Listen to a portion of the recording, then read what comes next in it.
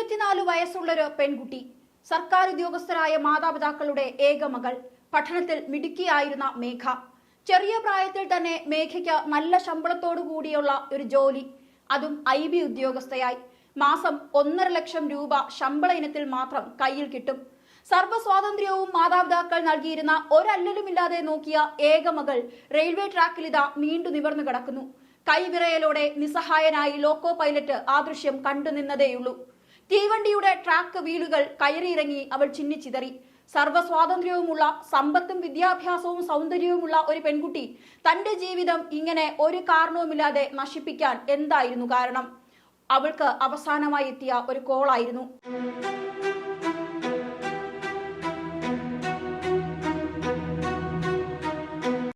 Emigration വിഭാഗം IB ഉദ്യോഗസ്ഥ train തട്ടി മരിച്ച സംഭവത്തിൽ ദുരൂഹത ഏറുകയാണ്.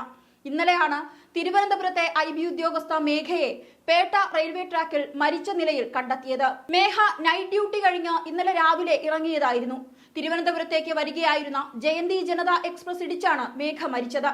ഫോണിൽ സംസാരിച്ചുകൊണ്ട് ട്രാക്കിലൂടെ നടക്കുകയായിരുന്ന ഒരു പെൺകുട്ടി ട്രെയിൻ വരുന്നത് കണ്ട് പെട്ടെന്ന് ട്രാക്കിന് കുറുകെ തലവച്ചു കിടക്കുകയായിരുന്നു എന്നാണ് ലോക്കോ പൈലറ്റ് പറഞ്ഞത്.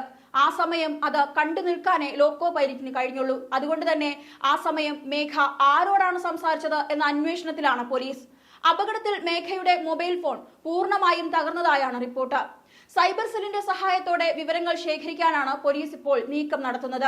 മെഡിക്കൽ കോളേജ് ആശുപത്രിയിൽ പോസ്റ്റ്മോർട്ടം നടത്തിയ ശേഷം മൃതദേഹം ബന്ധുക്കൾക്ക് കൈമാറിയിരുന്നു. വെറും 24 വയസ്സുള്ള നിഷ്കളങ്കയായ മേഘയുടെ മുഖം കണ്ട ആർക്കും മേഘയുടെ വിയോഗം വിശ്വസിക്കാൻ കഴിയുന്നില്ല.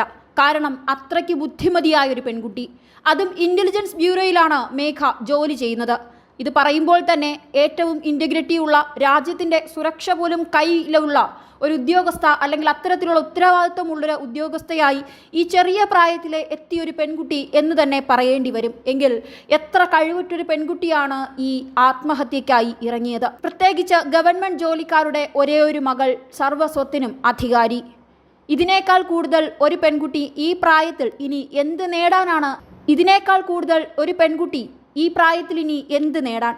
അത്രത്തോളം എല്ലാ സുഖങ്ങളും അനുഭവിച്ച് ആസ്വദിച്ച് സ്വതന്ത്രമായി ജീവിക്കേണ്ട ഒരു പെൺകുട്ടിയാണ് ജീവിതത്തിൻ്റെ ഏറ്റവും യുവത്വ കാലഘട്ടത്തിൽ ഇതാ വിട പറഞ്ഞിരിക്കുന്നത്, അല്ലെങ്കിൽ ആത്മഹത്യ ചെയ്തിരിക്കുന്നത്. അതും ഏറ്റവും ക്രൂരമായ വഴി തന്നെ തിരഞ്ഞെടുത്തു എന്നുള്ളതാണ് അത്ഭുതപ്പെടുത്തുന്നത്. ബന്ധുക്കൾ ഇപ്പോൾ IB ഉദ്യോഗസ്ഥയുടെ മരണത്തിൽ ദുരൂഹത ആരോപിക്കുന്നുണ്ട്. വിശദമായ അന്വേഷണം വേണമെന്നാണ് കുടുംബം ആവശ്യപ്പെടുന്നത്. ഇത് സംബന്ധിച്ച് IBക്കും പേട്ട പോലീസിനും കുടുംബം പരാതിയും നൽകി. മേഘയ്ക്ക് മറ്റു തരത്തിലുള്ള പ്രശ്നങ്ങളൊന്നും തന്നെ ഉണ്ടായിരുന്നില്ല എന്നാണ് അമ്മാവൻ സന്തോഷ് ശിവദാസൻ പറയുന്നത്. തിരുവനന്തപുരം വിമാനത്താവളത്തിലെ IB ഉദ്യോഗസ്ഥ മേഘയെ ഇന്നലെയാണ് മരിച്ച നിലയിൽ കണ്ടെത്തിയത്. പത്തനംതിട്ട സ്വദേശിയാണ് മേഘ. ഇന്നലെ ജോലി കഴിഞ്ഞ് വിമാനത്താവളത്തിൽ നിന്നും മടങ്ങിയ മേഘയുടെ മൃതദേഹം ചാക്ക റെയിൽവേ ട്രാക്കിലായിരുന്നു കണ്ടെത്തിയത്. പ്രണയ നൈരാശ്യമാണ് ആത്മഹത്യക്ക് കാരണമെന്ന് സ്ഥിരീകരിക്കാനാകാത്ത രീതിയിൽ പോലീസ് ഒരു നിഗമനത്തിലെത്തിച്ചേർന്നിട്ടുണ്ട്. ഈഞ്ചക്കൽ പരക്കുടിയിൽ വാടകയ്ക്ക് താമസിക്കുന്ന പത്തനംതിട്ട അതിരുങ്കൽ കാരക്കാക്കുഴി പൂഴിക്കാട് റിട്ടയർഡ് അധ്യാപകൻ മധുസൂദനന്റെയും പാലക്കാട് കളക്ടറേറ്റിലെ ഉദ്യോഗസ്ഥയായിരുന്ന നിഷാചന്ദ്രന്റെയും ഏക മകളാണ് മേഘ. വളരെ പഠനത്തിൽ മിടുക്കിയായിരുന്ന മേഘ ഫോറൻസിക് സയൻസ് കഴിഞ്ഞാണ് IBയിൽ കഴിഞ്ഞ വർഷം ജോലിക്കായി പ്രവേശിപ്പിച്ചത്. ഇന്നലെ രാവിലെ 10-നായിരുന്നു സംഭവം. പേട്ട റെയിൽവേ മേൽപ്പാലത്തിന് സമീപത്തെ ട്രാക്കിലാണ് മൃതദേഹം കാണുന്നത്. നൈറ്റ് ഡ്യൂട്ടി കഴിഞ്ഞിറങ്ങിയ മേഘ യൂണിഫോമിൽ നേരെ ഇവിടെ എത്തിയെന്നുള്ളതാണ് പോലീസ് പറയുന്നത്. യുവതി ട്രെയിനിന് മുന്നിലേക്ക് ചാടുന്നത് ലോക്കോ പൈലറ്റ് കണ്ടുനിന്നു. പേട്ടയിലെ സ്റ്റേഷൻ മാസ്റ്റർ പോലീസിനെ അറിയിക്കുകയും ചെയ്തു. പിന്നീട് വന്ന പൂനെ കന്യാകുമാരി എക്സ്പ്രസ് ട്രെയിൻ അരമണിക്കൂറോളം പിടിച്ചിട്ട ശേഷമാണ് മൃതദേഹം മാറ്റിയത്. 1 വർഷം മുൻപാണ് എമിഗ്രേഷൻ വിഭാഗത്തിലെ സെക്യൂരിറ്റി അസിസ്റ്റന്റായി മേഘ ജോലിയിൽ പ്രവേശിപ്പിച്ചത്. പേട്ട പോലീസ് കേസ് രജിസ്റ്റർ ചെയ്തിട്ടുണ്ട്. അതേസമയം മേഘ ട്രെയിൻ തട്ടി മരിച്ച സംഭവത്തിൽ മേഘയ്ക്ക് മാനസിക സംഘർഷം ഉണ്ടായിരുന്നതായി മേഘയുടെ പിതൃ സഹോദരന്റെ ഒരു വെളിപ്പെടുത്തൽ പറഞ്ഞിട്ടുണ്ട്. പിതൃ സഹോദരൻ ബിജു ആണ് ഇത് വെളിപ്പെടുത്തുന്നത്. വീടിന് സമീപത്തെ അമ്പലത്തിൽ ഉത്സവത്തിനാണ് മേഘ ഒടുവിൽ നാട്ടിലെത്തിയത്.